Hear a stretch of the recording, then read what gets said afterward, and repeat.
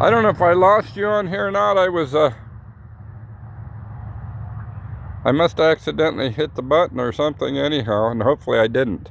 But anyhow, this whole place is walnut trees. Every 15 years, we take a crop off of walnuts. We sell the logs, and we've got great walnut trees here. I do have computer usage. I have internet, and the reason is I can run my television off it for my kid, for his shows, for his movies, etc. This is an all-wheel drive Edge. Gets us where we need to go and does what we need it to do. The nice thing, I've gotten rid of pickup trucks the last 15 years. And the reason is this, look at here, this baby, Edge, the seats fold down and make a, come on here. I must have something blocking, oh there we go, there went one. I got a blanket on the other side, Ashley. But here, this makes a 6-foot hauling area in a bed.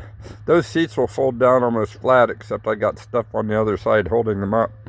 My son and I take off on fishing trips and, you know, and jaunts here and there since I don't keep livestock now. And we can sleep in the back of this comfortably. So, just a little bit of our rural life here in Ohio, our small homestead life. And we had livestock here for years. I've been around livestock my whole life, and this is our drive, our hillbilly drive, our country drive. Anyhow, I don't keep the livestock now so him and I can roam. You know, summer he's out of school.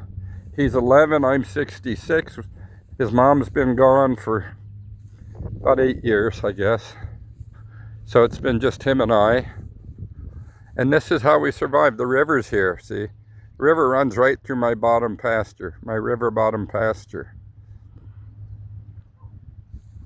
And we've got ducks and wild turkeys and a good deer population here. And of course, we feed the deers, and we've built brush piles for the turkeys and, for the rabbits, to encourage the rabbits and give them some protection from the eagles.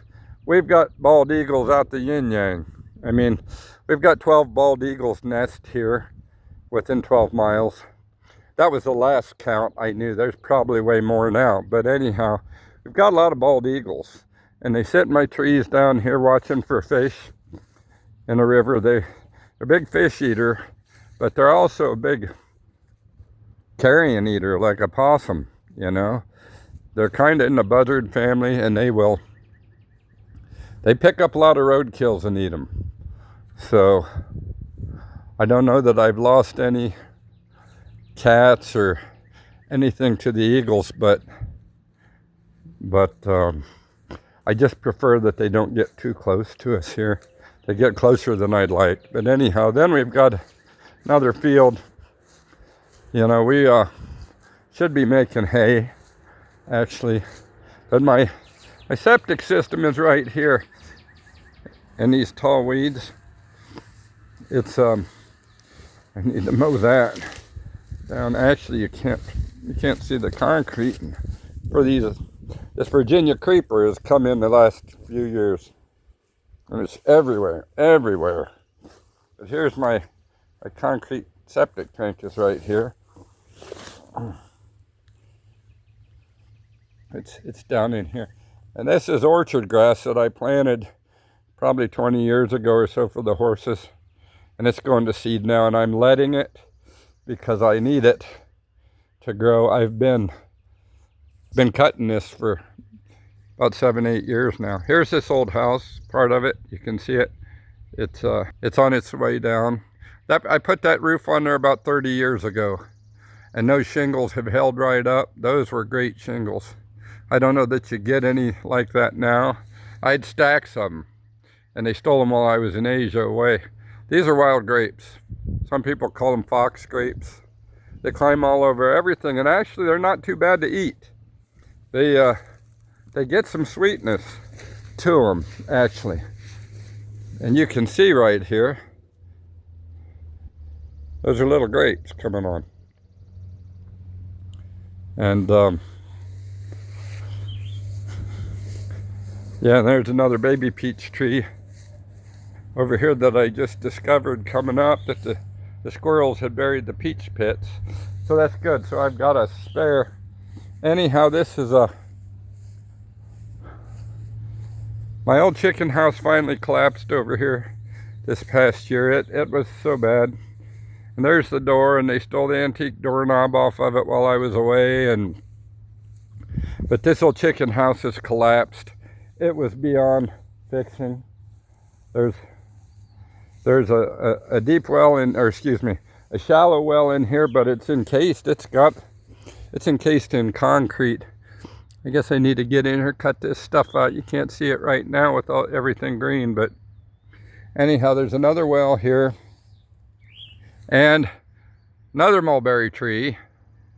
And walnut trees absolutely everywhere. Everywhere you see mostly is walnuts here, walnut trees. And this was a round pen that I built when I was a much younger man for breaking and training wild mustangs. And I used to do that. I used to break and train horses. And that was a nesting box my son Sal put up. He, with the help of the National Trappers Association, he put that together a few years ago at the kids club when he was about 8, I guess.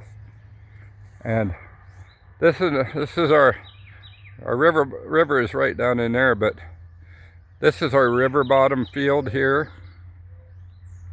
And there's actually a building straight ahead, right in that corner. There's a building, you know, a good sized building. It was a loafing shed for the horses when they were out in the summer. It's just that the trees have gotten around it. The leaves are on, you can't see it. But I've had thoughts of putting sheep and goats in here for my son. But then again, we can't leave and go anywhere. So we're gonna have to pass on that one. And anyhow, so this is just a second half of what I had going. I don't know, the other one must have clicked off or I bumped it off, and hopefully I can retrieve that in my account. This here was a road, the original driveway. This place has been here since 1860. The original driveway came across the river, through the river actually, and up this hill. And the horses uncovered the original rock and brick road that was in here. See the bricks?